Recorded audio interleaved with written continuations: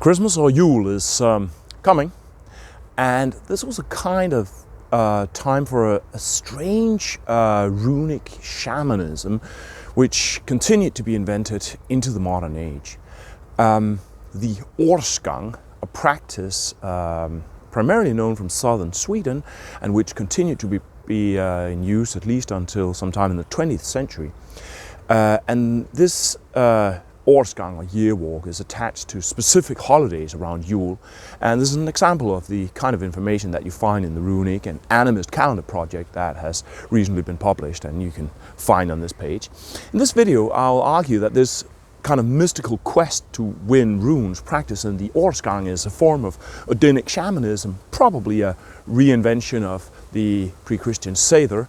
And this is not necessarily what scholars will tell you, but I think the evidence is fairly clear, and I'll come back to that. I'm a historian of religion from the University of Uppsala. In fact, as of October, I'm a doctor of history of religions. My name is Rune Jarne Rasmussen, and my main focus has been on Afro-Atlantic religions, but I'm also working on understanding Nordic history of religions as rejected animist knowledge forms. Okay. This video is about this shamanic Nordic practice that survived into the modern age by being reinvented in this årsgang or year walk, mainly in southern Sweden. And when I use the word shamanic, I use it as a generic term that refers to practices that create contact with other spheres or other beings through altered stages of consciousness, just so that's clear.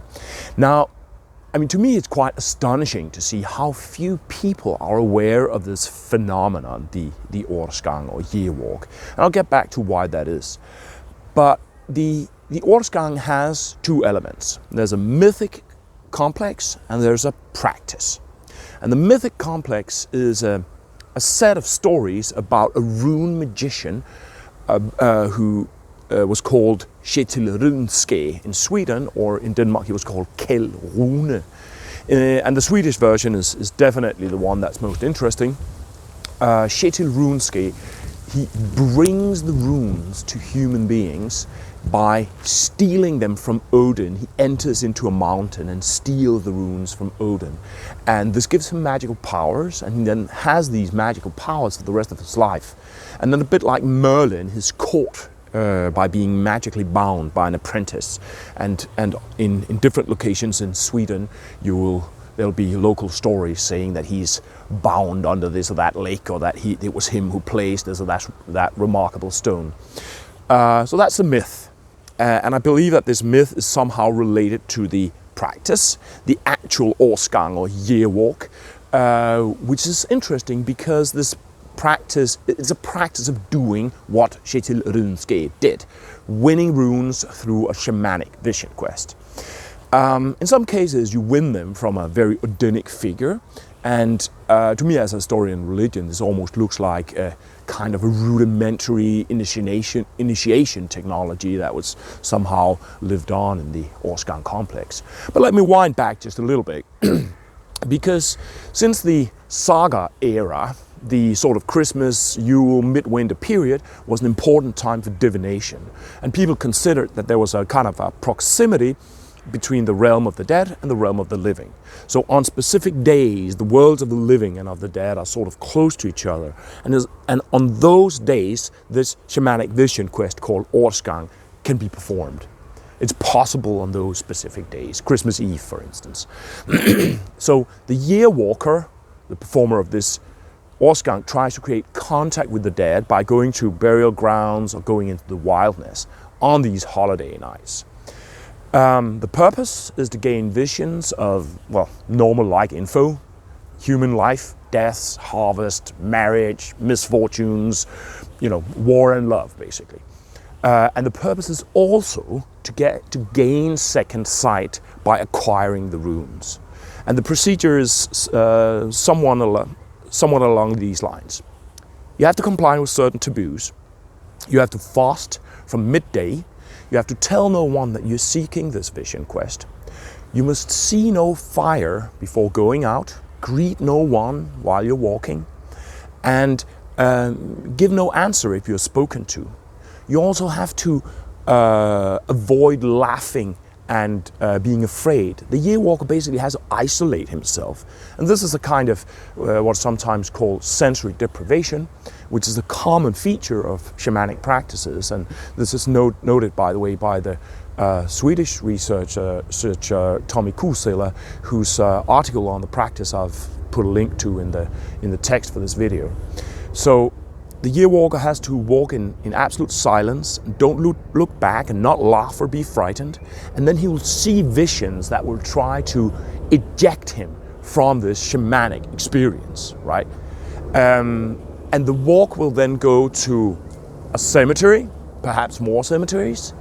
The year walker will perhaps go up to the church and look through the keyhole inside the church, and he may see the dead having a mass, for instance, at Christmas Eve. And he'll be given visions of the coming year. So it's kind of this, vision quest to be given visions of the coming year. And it has to be done every year. And on the 7th year, the walker will meet a spirit rider with fire from the neck and a rune staff sticking out his mouth. And he then has to be bold and rush in and take this staff from the rider, and this is winning the runes. Sometimes runes would be won from a dangerous supernatural sow, of all things, and winning the runes will make you wise, and in time it will grant you divinatory power. On the 9th year of performing the årsgang, the walker will see dwarves wearing hats, and then he has to take one of these dwarves' hats. And taking that hat completes the vision quest. The year walker has now gained divinatory power, and if he wears the hat and holds the staff, he can foretell things. So that's årsgang. And this is the kind of stuff that you can read about in the account of Nordic Animism that I've recently published, and which is still available. You can order it through this Facebook page here. And and pre-Christian Nordic religion also has the kind of shamanism and techniques of achieving altered stages of consciousness and so on. And there are sources that describe, for instance, invocational singing that creates contact with the spirit world for divinatory purposes. And there are also theories of the use of divinatory drums, perhaps similar to those used by the Sami people, and I'll put a reference to an article about that specifically here in the commentary as well. And also there are Eddic poems who describe like ritual ordeals to gain mystical knowledge, a typically shamanic trait, and there are voyages between worlds and communication with the dead and so on. And there are also vision quests described in the saga literature, and this was called sitting out. And it's basically isolating oneself from the community, typically around Christmas or Yule, seeking out funeral sites, typically sitting on burial mounds. And the funny thing is that if you want information on the pre-Christian Viking Age practice, such as Seidr, then there's an entire research literature available. But the årsgang, this modern era practice, which is surely attested, there's very little information about it outside Scandinavian research libraries. There's a little bit written here and there, and one example is this fine little article by Tommy Kuusela that I'm linking to somewhere in the text here. But Tommy Kuusela also states, for instance, that there is no certainty that the årsgang complex can be traced back to pre-Christian belief.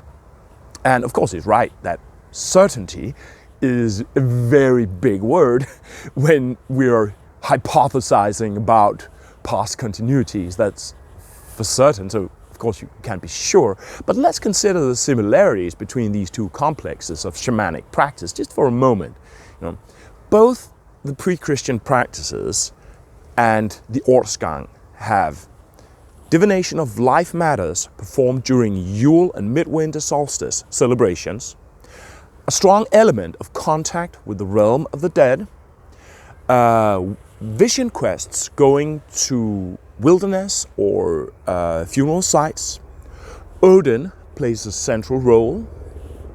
The purpose is to acquire mystical knowledge, specifically in the form of runes, and the motive of doing this by entering into a mountain specifically.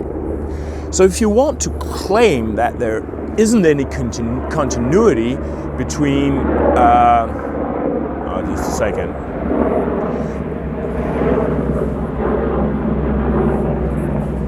If you want to claim that there isn't any continuity between pre-Christian shamanism and the årsgang, then you're implicitly claiming that a complex with all these different features was there, and then it disappeared completely, and then it re-emerged with all these motives in a different constellation, of course, but fairly intact, different composition.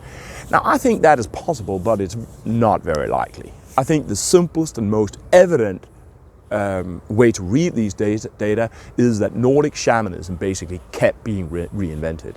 And of course, things have changed down through the ages. They always do, and we have to assume that they do. They change a lot, and that's what tradition is. It's change. It's not stasis. It's change. And shamanic practices, for instance, they're supposed to change, not supposed to remain, immobile or something. And perhaps it's even surprising that the årsgang hasn't changed more from pre-Christian practices today.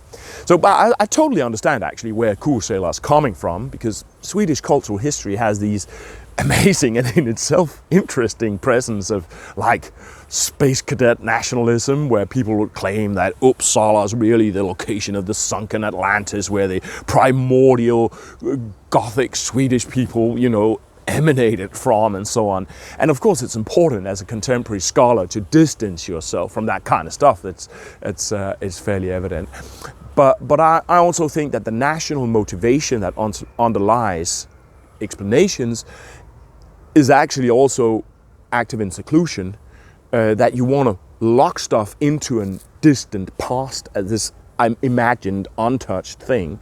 It's isolated inside scholarly minds, severed from all the ooga booga that the peasants are running around doing in the countryside, And I think it's mind-blowing how much is written about Seidr that doesn't even touch the fact that this tradition stayed alive, it seems. Centuries after Christianity became powerful discourse in Scandinavia, where there was still Nordic shamanism being practiced. Of course, you can question if it should be called Seidr, but a work like Dag Strömbäck's classic work on Seidr, people were perhaps still doing it in the villages when he, in the early 20th century, when he's doing this. But that's absolutely uninteresting, it's because it's not Viking. The thing is that it's not Viking. And even today, contemporary scholars, they will jump through a million hoops and compare Seidr shamanism with all kinds of Siberian and North American shamanisms, like from the Yukagir and the Haida and the Tlingit and whatnot. But the same tradition stayed alive into the 23rd century in Sweden. And I think this is a case of what I sometimes call Viking washing, that Vikings and the Viking Age is this iconic imagined past of North European nationalisms, and the construction of Vikings then also shape research institutions and disciplines. So if you're a Viking scholar, then you're unlikely to want to compromise the whole idea of the Viking Age by muddying the definition of the Viking Age. So it's sort of self-enforcing. We want a Viking Age to mirror itself in and to produce these nationalisms, and then we create Viking research. So Viking researchers will then continue to produce the Viking Age. So we so there's like a circular logic in it. And this secludes the whole idea of Nordic traditional religion inside this Viking age, or there's a tendency that it does that, where the actual fact is that a lot of traditional Nordic religion continue to change and be reinvented down through the histories, such as in this årsgang complex. And of course it changed, that it mixed with other belief systems and so on, and that's what culture is. It's change, it's mixing, culture is mixing. Anyway, so if you're interested in Nordic shamanism, then don't forget about the tradition of vision quest that remained in Sweden. And check out the articles that I linked, particularly Tommy Kuusela's nice little article. And if you're interested in stories like this, those stories of the rejected stuff, the stuff that they normally don't tell you about Nordic religion, then follow this channel. This is the Nordic Animism channel. And yeah, see you around. Ciao.